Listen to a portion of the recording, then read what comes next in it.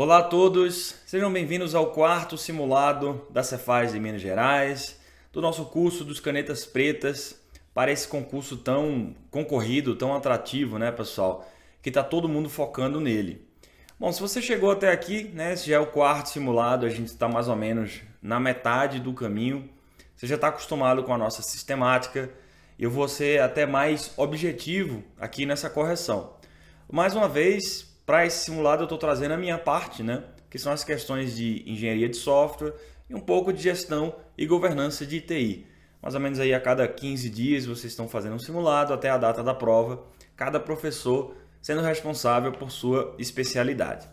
Bom, no simulado de hoje a gente vai ver questões de orientação a objetos, modelos de ciclo de vida, uma questão sobre o Scrum 2020, uma parte nova, tá, do Scrum 2020, de métodos ágeis, que talvez vários de vocês não tenham se atentado ainda, tá? Uma questão interessante. Como eu falei para vocês, né, o guia do Scrum ele não mudou tanto assim, ele continua pequeno, ele continua enxuto, mas ele tem alguns conceitos novos e um desses conceitos, que é do comprometimento dos artefatos, a gente vai ver hoje. E ao final a gente vai fazer uma questão de contratos de TI, que é aquela parte que vem no anexo da instrução normativa, que, de novo, né, no seu edital não fala explicitamente na instrução normativa, mas as regras, né, os regramentos, a disciplina sobre o assunto, ela vem toda basicamente dali, né, da Instrução Normativa 01 de 2019, que é o que os órgãos do Executivo Federal seguem para contratos de TI. E aí a gente vai ver uma questão sobre contratos de TI que fala sobre contratações específicas, que é exatamente aquela parte dos anexos que aparece na Instrução Normativa.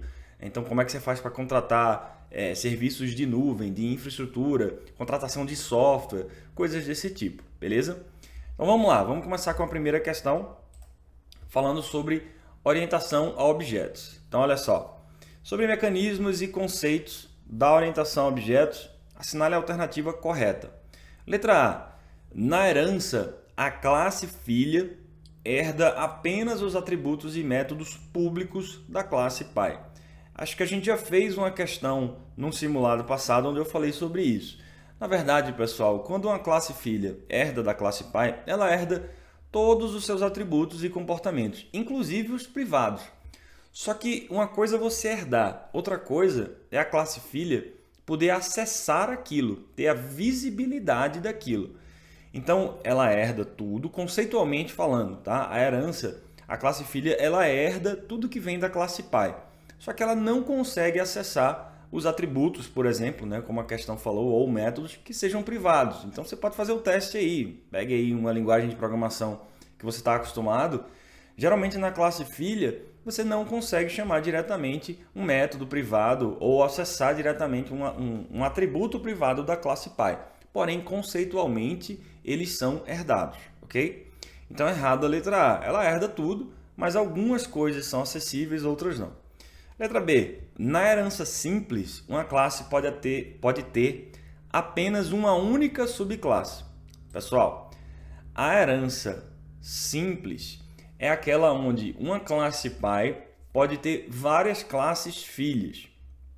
A herança múltipla é onde uma classe filha pode ter vários pais, né? E você inverte a relação.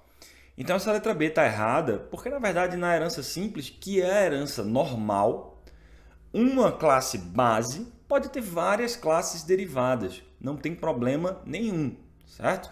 Então é como se fosse na vida real mesmo, você pode ter vários filhos, eles vão herdar de você. Na verdade o que ocorre é que na herança múltipla, você pode ter uma classe filha com vários pais. E na herança simples isso não é possível. Então, a letra B ela ficaria correta da seguinte maneira, né? Na herança simples, uma classe pode ter uma única superclasse. Aí sim, na herança simples, uma classe filha sempre tem apenas um pai, uma classe pai. Mas ela pode ter várias subclasses, uma determinada classe pode ter várias subclasses, vários filhos. Sim, é o normal, tá? Da herança simples. Então, cuidado com essa diferença entre herança simples e herança múltipla. Letra C. O polimorfismo dinâmico, também conhecido como sobrecarga, ocorre quando a mesma operação é implementada várias vezes na mesma classe Essa letra C está errada, porque isso daqui é o polimorfismo estático, né, pessoal? Sobrecarga, também conhecido em inglês como overload, aí sim ocorre na mesma classe, onde eu posso ter o mesmo nome de método aparecendo várias vezes, porém com assinaturas diferentes. Mas isso a gente dá o nome de polimorfismo estático. O polimorfismo dinâmico é o que a gente chama de sobreposição, que ocorre em classes diferentes, geralmente num relacionamento de heranças, beleza? Então a letra C está errada porque isso é o polimorfismo estático. Letra D, quanto maior for o nível de encapsulamento de uma classe, em geral, menor será o seu nível de abstração. Letra D está errada, pessoal, porque o encapsulamento e a abstração são diretamente proporcionais e não inversamente. Então, o encapsulamento é o mecanismo da orientação a objetos de esconder detalhes de uma classe do mundo exterior. Isso protege aquela classe, isso deixa ela mais orientada a objetos, isso deixa ela mais coesa. E aí, ao fazer isso, você também está aumentando o grau de abstração daquela classe. Porque, veja, o grau de abstração tem a ver exatamente com o nível de detalhes sobre algo que é mostrado para outras coisas.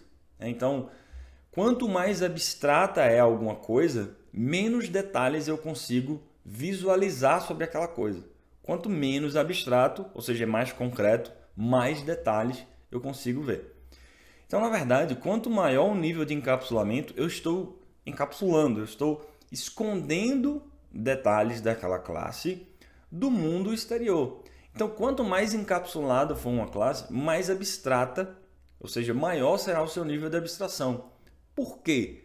Porque vai ter menos detalhes que outros objetos do seu sistema vão poder enxergar publicamente daquela classe. Quanto mais privada ela for, né, mais encapsulada ali os seus métodos e atributos, maior vai ser o seu nível de abstração e não menor, como a questão falou, beleza? Errado a letra D por causa disso. Então a resposta só pode ser a letra E, né? O modificador de acesso protegido permite que um atributo ou método seja acessado pelas subclasses da classe que o define. Aí, verdadeiro. A gente tem que lembrar dos modificadores de acessibilidade, pessoal. Público significa que o elemento é acessível pela classe que o define e por qualquer outra classe. Privado é o outro extremo. Significa que o elemento é acessível apenas pela classe que o define. E a gente tem alguns modificadores intermediários. A gente tem um modificador de pacote, por exemplo, que diz que o elemento é acessível pela classe que o define e por outras classes do pacote dessa mesma classe. E o modificador protegido, ele tem um significado de que o elemento ele é acessível pela classe que o define, né, sempre, e pelas subclasses dessa classe que o define. Então, está verdadeira a letra E. O modificador protected, né, protegido, permite que um atributo ou método seja acessado pelas subclasses que a classe pelas subclasses da classe que o define e, obviamente, pela própria classe que o define, né? Porque isso sempre ocorre, beleza? Verdadeira letra E é a resposta da questão. Tá aí os comentários para vocês, né? Revisando, aquela história da herança, tudo é herdado, mas alguns membros não podem ser acessados diretamente. Os privados não são acessíveis, mas eles são herdados. Na letra B, a herança simples é a herança normal, onde uma classe pode ter vários filhos. Na letra C, ele falava que era polimorfismo dinâmico, mas na verdade era o polimorfismo estático. E na letra D, encapsulamento e abstração são diretamente proporcionais. Quanto mais encapsulada uma coisa, mais abstrata ela é. Beleza? Muito bem, vamos para a próxima questão. Agora uma questão sobre o Scrum 2020, como eu falei para vocês. O guia do Scrum, pessoal, ele continua pequeno, ele tem umas 13, 15 páginas, aí dependendo do idioma que você lê, se é inglês ou português. Tá? Continua uma documentação bastante enxuta. As informações principais continuam as mesmas, tá? A filosofia do Scrum não mudou. O que mudou foi alguns nomes para tornar mais claro, e tem alguns conceitos novos, como por exemplo essa história dos compromissos de cada artefato, que já eram conceitos que haviam na documentação anterior, mas eles não tinham esse nome de commitment, né, de comprometimento. Então a questão está falando o seguinte, ó, considerando os compromissos de cada artefato do Scrum 2020, assinale a alternativa que corresponde ao comprometimento ou compromisso do incremento do produto. O que é que isso significa? Significa que no Scrum 2020, cada artefato ele tem um compromisso, ele tem uma meta, né, um objetivo maior que ele precisa ou que ele deve atingir. E é sobre isso que a questão está perguntando. Então, assim, antes de responder, deixa eu mostrar para vocês esse conceito novo, né, que aparece no Scrum 2020. Então, assim, o comprometimento ou o compromisso de cada artefato são esses três aqui que vocês estão vendo na tela, são esses três principais. E significa que ao gerar aquele artefato, você, na verdade, está se preocupando com um objetivo maior daquele artefato. Não é só o produto de trabalho, mas você tem que verificar se aquele artefato está alinhado com o seu compromisso, com o seu commitment, né? Com o seu comprometimento, que é algo com o qual ele se compromete a atingir, né? Por isso o nome. Então vamos lá, começando do mais geral, depois para o mais específico. No backlog do produto, a gente sabe o que é o backlog do produto, né, pessoal? É uma lista de todas as necessidades que precisam ser desenvolvidas no meu produto, no meu projeto. O compromisso do backlog do produto é a meta do produto. Por quê? Porque a soma de todas essas necessidades que estão no meu product backlog vão resultar na meta do próprio produto, né? Ou seja, é uma maneira de a gente dizer que o próprio produto atingiu o seu objetivo. Certo? Então, backlog do produto, o seu compromisso é a meta do produto.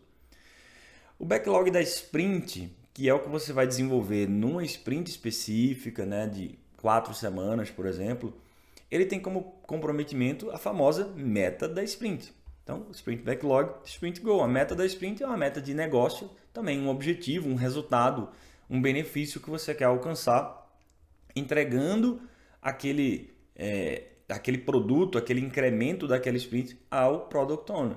Então, lembrando que a meta da sprint, pessoal, eu falo isso lá na aula de Scrum, é uma meta de negócio, tá? Não é uma meta técnica, não é um número, é um resultado de negócio que você alcançou. E por fim, o incremento, que tem como compromisso a definição de pronto. Que, de novo, né, é o que eu falei, indo do mais geral para o mais específico. Ao final de uma sprint backlog, você desenvolveu uma parte do seu produto, que é o que a gente chama de incremento do produto. O incremento do produto é um pedaço do seu software com algumas funcionalidades, obviamente não é o seu software completo, mas é aquilo que você acordou com o PO de entregar nessa sprint. E ao entregar o incremento do produto, você tem um conjunto de critérios de qualidade que você deve alcançar, do tipo, todas as métricas de software estão dentro do esperado, o produto foi testado, foi validado pelo PO, tem documentação, coisas desse tipo. Que é o que a gente chama de, esses critérios, a gente chama de definição de pronto, a famosa definition of done. É o compromisso, é o comprometimento do incremento do produto. Então, para você dizer que você realmente gerou um incremento do produto corretamente, você deve atingir esses critérios que a gente chama coletivamente de definition of done, beleza? Então, só revisando aqui esses novos conceitos, nada muito complicado, né? Mas são coisas novas que aparecem no Scrum 2020. Então, voltando aqui, assinale a alternativa que corresponde ao compromisso ou comprometimento do incremento do produto. Então, a gente acabou de ver, letra C, definition of done, né? Todas as outras alternativas são outros comprometimentos ou não são nenhum comprometimento, né? Coloquei ali só para confundir, beleza? Então, o compromisso do incremento do produto é atingir a sua definição de pronto, atingir esses critérios de qualidade que definem o incremento como algo pronto a ser entregue ao PO, beleza? Então tá aí, a definição de pronto é uma descrição formal do estado do incremento, quando ela atende às medidas de qualidade exigidas para o produto. No momento em que o item do Product Backlog atende a definição de pronto, o incremento nasce. Isso está diretamente tirado lá do guia para vocês, beleza? Então lembre-se desse novo conceito do Scrum 2020, tá? Dos commitments, dos compromissos ou comprometimentos dos artefatos do Scrum, desses três principais artefatos, tá? Tanto do Product Backlog, como do Sprint Backlog, como do incremento do produto. Beleza, vamos para a próxima. Uma questão agora sobre modelo em cascata. Sobre o modelo de ciclo de vida de software denominado cascata, assinale as afirmativas abaixo e dê valores de verdadeiro ou falso. Vamos lá. Em princípio, você planeja e agenda todas as atividades do processo antes de iniciar o desenvolvimento de software. Verdadeiro, né, pessoal? O cascata é exatamente assim, é aquele onde você faz todo o planejamento que a gente chama de upfront, né? Ou seja, desde o início, você já sabe exatamente quais são as etapas que você vai seguir, quais são os requisitos que você vai tratar. Teoricamente, não há muitas mudanças, ou idealmente falando, não há mudanças at all, né? Nenhuma mudança durante o processo de desenvolvimento em cascata, e aí você já tem todo o agendamento, todo o planejamento das atividades que você vai desenvolver. Verdadeira essa primeira. Claro, pessoal, de novo, isso no cascata teórico, né? Academicamente falando, no mundo ideal. Você pode até se perguntar aí, né? Mas pô, nenhum projeto é assim. Não, tudo bem, eu sei, né? Nós sabemos disso.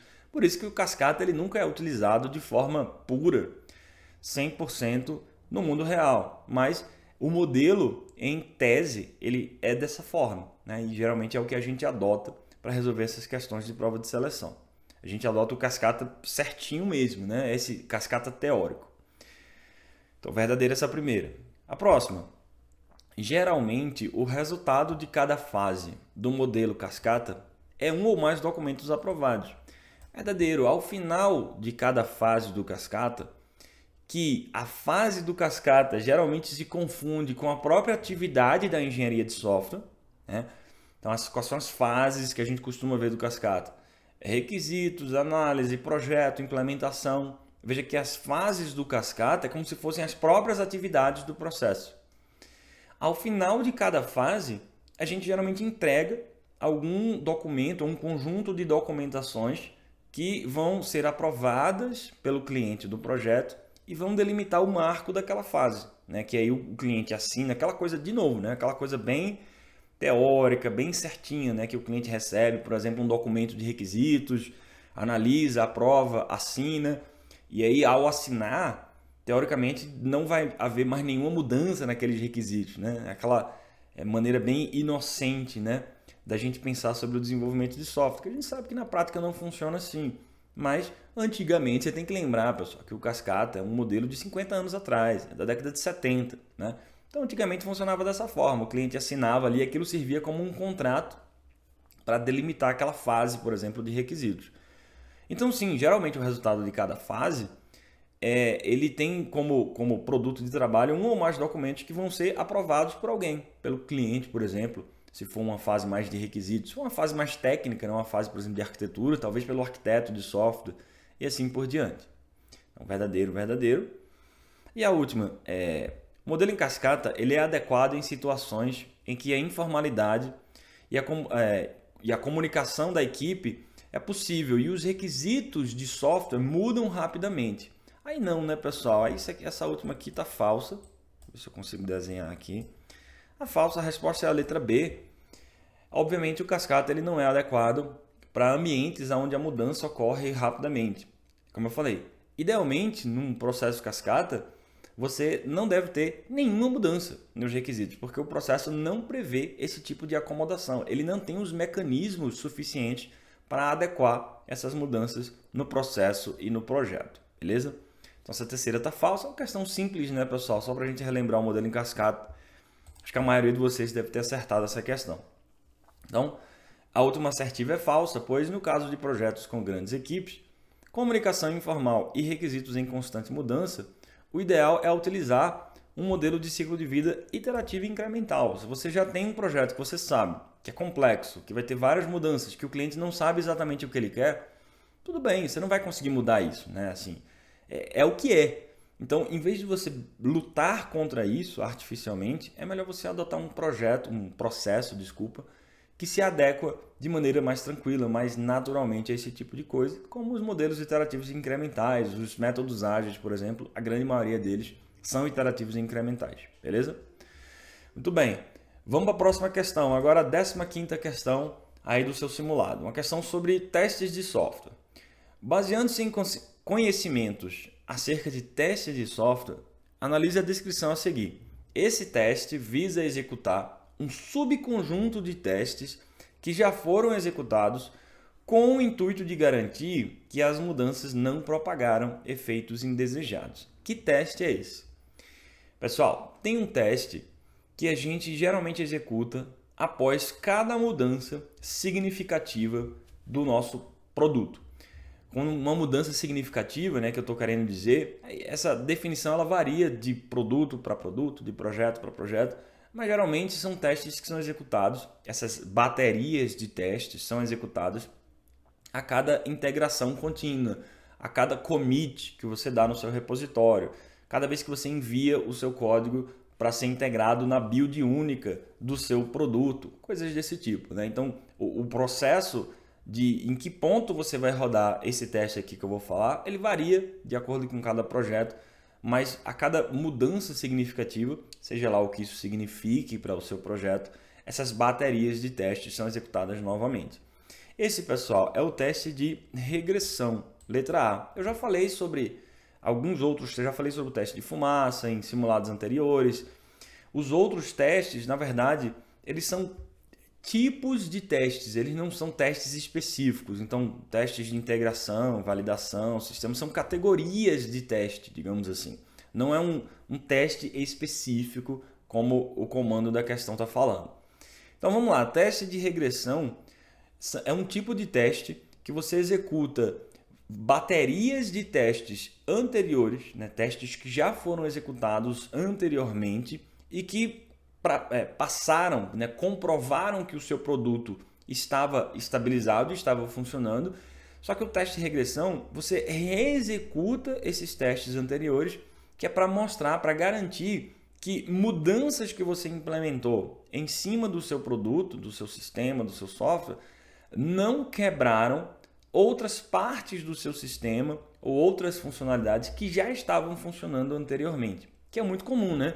A gente está dando manutenção num software e aí a gente muda alguma coisa em determinado lugar que misteriosamente começa a gerar bugs, começa a quebrar outras funcionalidades em outros módulos, né? Em outras partes do nosso sistema. Isso é muito comum, porque sistemas de software são integrados. Então, você pode mudar num lugar e ele sai quebrando em outros lugares.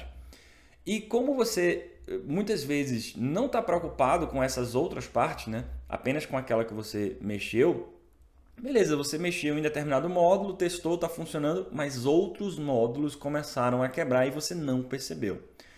Então, para evitar esse tipo de situação, o teste de regressão, a cada mudança significativa do seu sistema, você reexecuta baterias anteriores de testes que você já tinha executado e já tinham passado, mas você reexecuta, você executa novamente, que é para mostrar que aquela mudança que você implementou não quebrou nada que já estava funcionando. O nome do teste é teste de regressão, exatamente porque quando você quebra alguma coisa que já estava funcionando após uma mudança, né, que você implementou, a gente diz que o software regrediu. Por isso que o nome do teste é Regression Testing, né? Eu estou testando o meu software novamente, reexecutando essas baterias de testes para garantir que o meu software não regrediu, ou seja, que eu não quebrei alguma coisa que já estava funcionando anteriormente, beleza? Letra A, a resposta da questão, está aqui a definição para vocês, né? Teste de regressão é um tipo de teste que é feito para verificar se uma alteração de código no software não afeta a funcionalidade existente do produto. Isso é para garantir que o produto funcione bem com novas funcionalidades, correções de bugs ou quaisquer alterações no recurso existente. Então você já tem um software que está funcionando, você mudou alguma coisa para fazer uma manutenção nele e aí você reexecuta essas baterias de testes para garantir que você não quebrou nada para trás, beleza? Então, teste de regressão. Esse tipo de teste, pessoal, é um teste que cai muito em prova, certo? Então, você tem que saber, algumas bancas consideram o teste de regressão como um tipo de teste de integração, né, que você vai integrando novos módulos e aí você vai testando para trás para garantir que os módulos anteriores não quebraram. Algumas questões usam um comando mais direto, né, como essa que eu mostrei para vocês. Que tipo de teste é reexecutado a cada mudança? Você tem que associar, né, esse conceito de alterações, de manutenções, de mudanças no seu produto com essa necessidade de você reexecutar essas baterias de testes passados. É o que a gente chama de teste de regressão. Já caiu muito em prova em várias bancas organizadoras, não só na FGV, beleza? Muito bem, pessoal, vamos para a última questão desse simulado. Mais uma vez, vocês estão vendo que aqui é o Pedrosa do futuro. Eu também já havia gravado esse simulado com uma questão de gestão de contratos, mas o edital foi retificado e esse assunto retirado. Então a gente vai praticar mais questões ainda de gestão de serviços baseado na ITIL 4, o que é uma boa notícia, né? Que a gente consegue treinar mais ainda o assunto, beleza? Vamos lá. Na ITIL 4, quando deve ser realizada uma avaliação de risco completa e autorização para uma mudança padrão? Pessoal, gestão de mudanças na ITIL 4 é uma prática que é bastante cobrada, já caiu muito em prova e você precisa saber basicamente que gestão de mudanças é o processo de você receber solicitações de mudança e avaliar a necessidade, a conveniência, a oportunidade, priorizar essas mudanças e ao final aceitar ou recusar mudanças.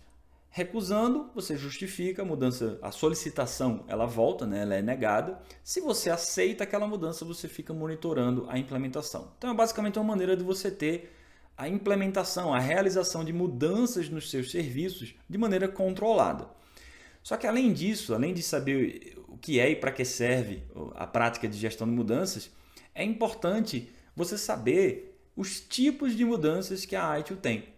A ITIL tem 3 grandes tipos de mudança. Mudança padrão, mudança normal e mudança emergencial.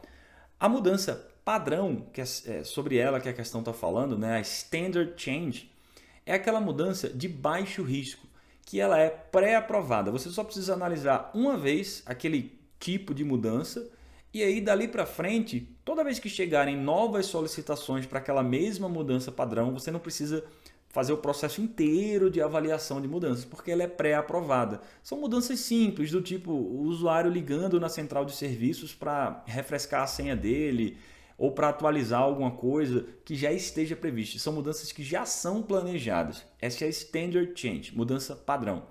Mudança normal é a mudança normal, que passa pelo processo completo de avaliação. Você vai solicitar uma mudança significativa no seu serviço e aí vai passar por esse processo de avaliação, priorização, análise de conveniência, oportunidade, para ela ser aceita ou negada. Você vai aceitar ou recusar aquela solicitação. E o terceiro tipo de mudança é a mudança emergencial, que geralmente acontece após algum desastre, após algum grande risco ter se materializado, e aí você precisa implementar ela o mais rápido possível. E aí não necessariamente você precisa passar por todo o processo de avaliação, exatamente porque existe um grau de criticidade de urgência maior. Então você tem que saber esses 3 tipos, tá? Mudança padrão, normal e emergencial. A questão está perguntando sobre mudança padrão. Então, na ITIL 4, quando deve ser realizada uma avaliação de risco completa e autorização para a mudança padrão? Acabei de falar para vocês que a mudança padrão ela já é pré-aprovada, ela já é pré-planejada, então você não precisa avaliar toda vez. Agora, você precisa avaliar uma vez, porque você está criando aquele tipo de mudança padrão. Essa vez que você analisa, faz essa avaliação de risco para uma mudança padrão, é exatamente quando a mudança padrão é criada. Então, você vai mapear essas mudanças pré-aprovadas que você tem na sua organização e a primeira vez que você vai analisar uma mudança padrão, aí sim, você faz realmente a avaliação de risco completa. Então, letra B, a resposta da questão, quando o procedimento para a mudança padrão é criado. Aí você realmente faz a avaliação completa. Das próximas vezes, já que você já pré-aprovou essa mudança padrão, é só você seguir o roteiro, é só você seguir o script. Então, por exemplo, letra A, cada vez que a mudança padrão é implementada? Não, porque essa seria a mudança normal, que você tem que avaliar toda vez. A mudança padrão ela é pré-planejada. Letra C, pelo menos uma vez por ano, não tem nada a ver. Letra D, quando a mudança de emergência é solicitada, mudança emergencial é outra coisa, tem nada a ver com mudança padrão. E letra E, sempre que for solicitado pela autoridade da mudança, também não necessariamente. Você pode revisar a mudança padrão, se houver alguma realmente alteração significativa no procedimento. Mas o padrão da mudança padrão, digamos assim, é que você analise isso quando você está criando o procedimento. E aí aquilo fica num script, na central de serviços, fica num roteiro de atendimento, depois é só seguir o roteiro. Beleza? Isso está lá na definição da ITIL 4, lá na página 160. Quando o procedimento para uma mudança padrão é criado ou modificado, deve haver uma avaliação de risco completa e autorização como se fosse qualquer outra mudança. Essa avaliação de risco não precisa ser repetida cada vez que a mudança padrão é implementada. Só precisa ser feito se houver uma modificação na forma como é executada. Esse é exatamente o objetivo da mudança padrão. É para desafogar as suas equipes para a avaliação de risco mais completa de mudanças mais arriscadas. A mudança padrão ela é de baixo risco. Então você analisa apenas uma vez, coloca no seu script de atendimento e depois é só seguir aquele script, beleza? Então tá aí o gabarito para vocês, né? Essa última daqui foi a que eu acabei de retificar aqui depois dessa retificação do edital, beleza, pessoal? Então, mais uma vez, tá aí para vocês. Esse foi o quarto simulado, né, antes que eu me perca aqui, de vocês da Cefaz de Minas Gerais, beleza? Os próximos eu acho que não vai ter o Pedrosa do futuro, eu não gravei ainda, então eu já vou gravar com a versão retificada e atual do edital, beleza? É isso, se vocês tiverem dúvidas, nos acionem no grupo ou privativamente, que a gente vai ter o maior prazer em responder, pessoal. E até o próximo simulado com o Pedrosa do presente dessa vez. Um abraço.